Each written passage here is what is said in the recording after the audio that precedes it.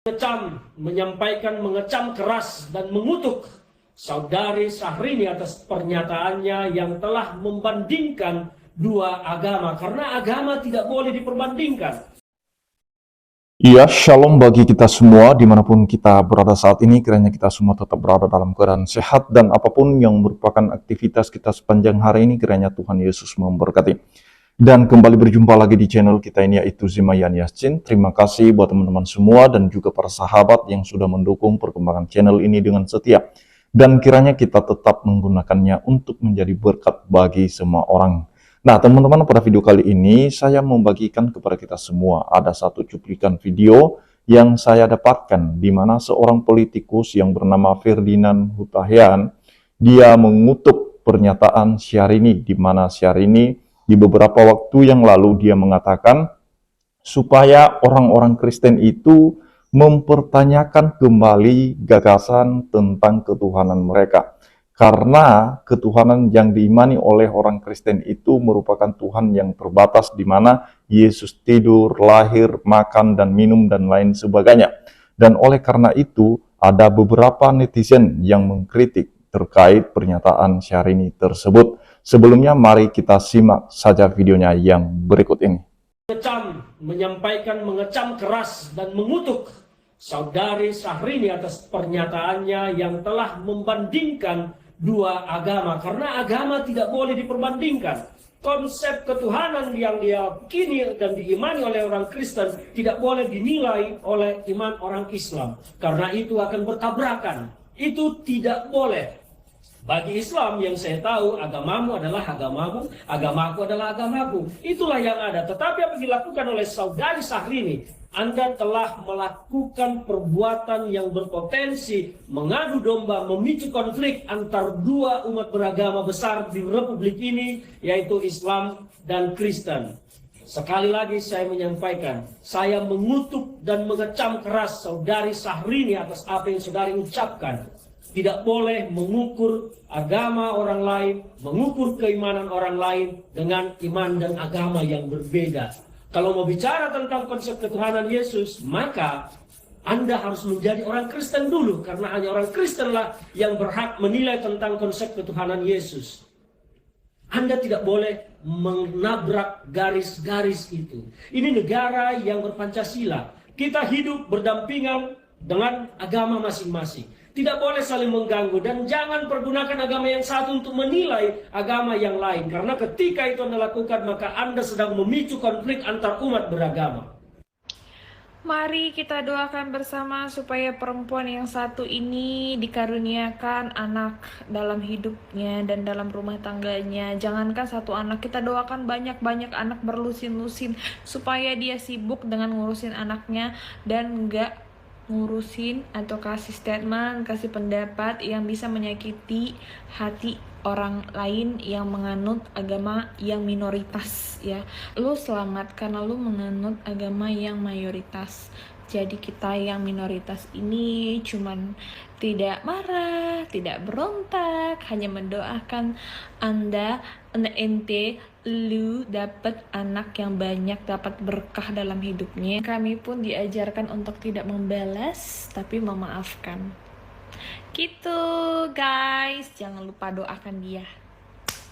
Unggahan Syahrini soal Yesus bikin warganet marah. Dia dituding menghina agama Kristen. Baru-baru ini Syahrini ngebahas tentang Yesus sebagai nabi Tuhan dari perspektif Islam dalam story-nya. Syahrini bilang bahwa dalam Islam gambaran Yesus berbeda dengan gambaran Tuhan yang maha sempurna.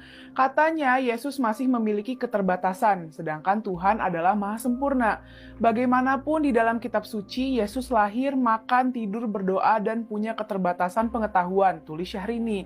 Sementara Islam mengajarkan bahwa Tuhan selalu sempurna. Umat Kristen harus menanyakan kembali gagasan tentang Tuhan, tambahnya. Lebih parahnya lagi, Syahrini ngajak umat non-muslim untuk mempertanyakan kembali gagasan Tuhan bagi mereka.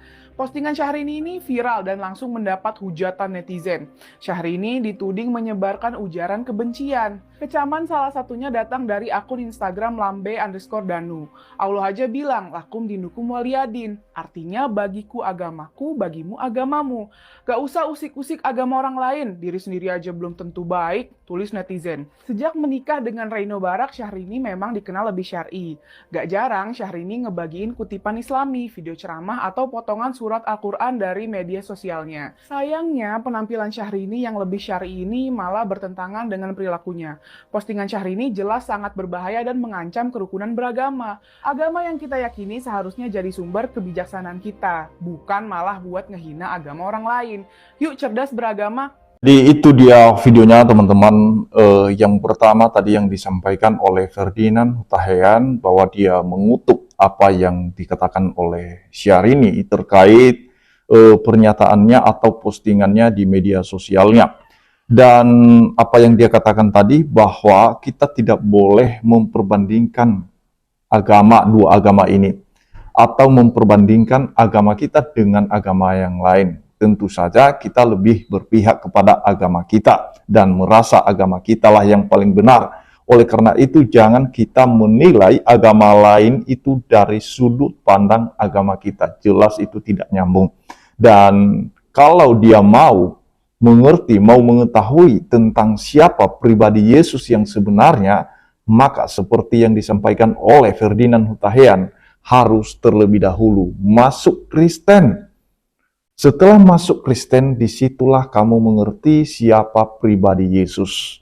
Karena isi rumah kita itu tidak akan pernah dimengerti oleh orang lain, oleh tetangga kita, selain kita yang ada di dalam rumah kita sendiri. Nah, ketika kita masuk Kristen dan mengetahui tentang Yesus, maka kita memiliki satu keyakinan yang pada akhirnya nanti kita mengatakan bahwa Yesus adalah Tuhan dan Juru Selamat. Dan juga di mana wanita yang kedua tadi berdoa ya, katanya kita berdoa supaya dia memiliki banyak anak sehingga dia sibuk mengurus itu.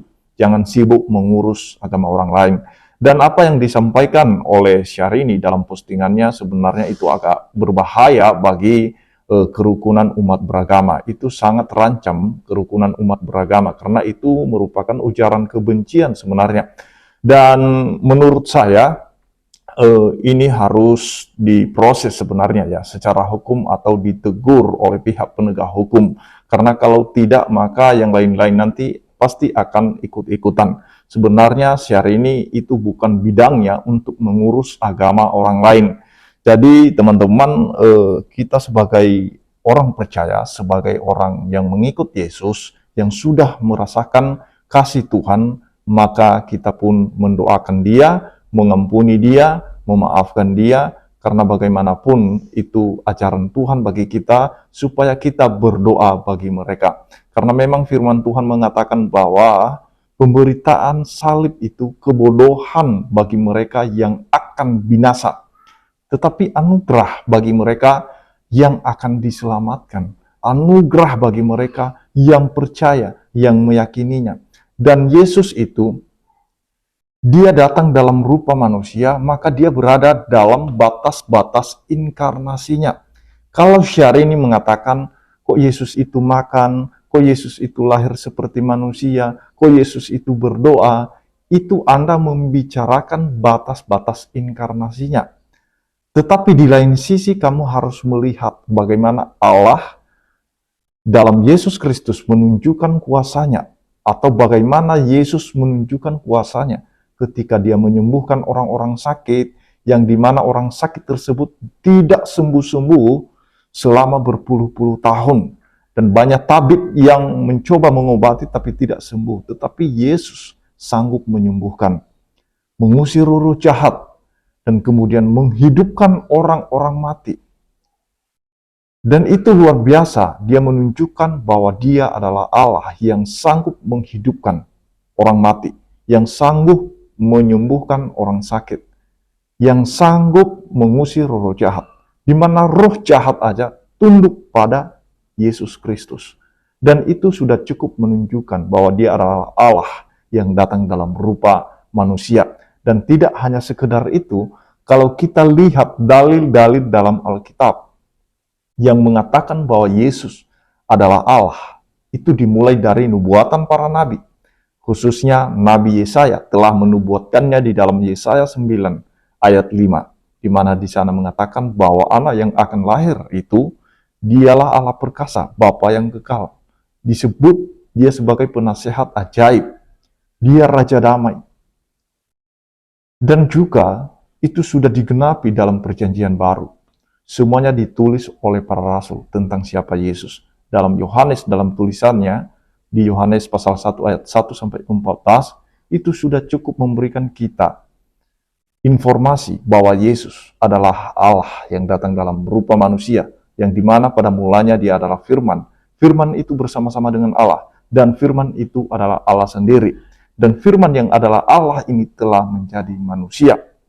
Nah, dan diam di antara kita. Itulah sebabnya Yesus mengatakan, aku diutus. Dia diutus sebagai apa? Dia diutus sebagai firman yang datang dalam rupa manusia. Oh, kalau Syahrini mengatakan itu tidak mungkin. Apa yang tidak mungkin bagi Tuhan? Adakah yang tidak bisa dilakukan oleh Tuhan? Justru Allah membuktikan kemahakuasaannya, bahwa dia Allah yang tidak terbatas. Dia sanggup melakukan apapun yang dia kehendaki. Jangan kita memaksa Allah harus mengikut pemikiran kita. Oh, tidak mungkin, sebenarnya tidak mungkin. Bisa-bisa saja Allah Maha Kuasa, tapi jangan menjadi makhluk atau jangan menjadi manusia. Itu kan pemikiran kita. Apakah Allah harus mengikuti apa yang kita pikirkan? Nah, dan juga malaikat mengakui sendiri bahwa Yesus adalah Tuhan. Di dalam Lukas 2 ayat 10-11, jelas di sana malaikat memberitakan kepada para gembala bahwa Yesus adalah Tuhan. Dan juga dalam Yohanes 13 ayat 13, Yesus sendiri di sana mengakui bahwa dirinya adalah Tuhan. Dan juga diteruskan oleh para rasul, khususnya Rasul Paulus, mengatakan bahwa Yesus adalah Tuhan. Dialah Allah yang tidak mempertahankan kealahannya, melainkan dia mengosongkan diri dan turun menjadi sama seperti manusia. Supaya apa? Supaya kita diselamatkan dari hukuman dosa kita. Dialah yang korban yang sempurna. Dialah yang dinubuatkan oleh para nabi. Korban-korban binatang di zaman para nabi itu bukanlah korban yang sempurna. Dari mana tandanya? Dari mana buktinya bahwa itu bukan korban yang sempurna? Karena itu dilakukan berulang kali. Kalau berulang kali dilakukan pengorbanan itu berarti tidak sempurna. Tetapi Yesus sendiri yang menjadi korban, yang dimana korban itu sekali berlaku untuk selamanya. Itulah korban yang abadi untuk menebus manusia dari hukuman dosa. Jadi itu yang perlu dimengerti oleh Syahrini. Seperti yang dikatakan tadi, bahwa harus masuk Kristen dulu, baru kamu harus pelajari, mengetahui semua apa yang tertulis dalam Alkitab. Jadi itu saja yang perlu saya sampaikan. Kiranya Tuhan Yesus memberkati kita semua. Shalom.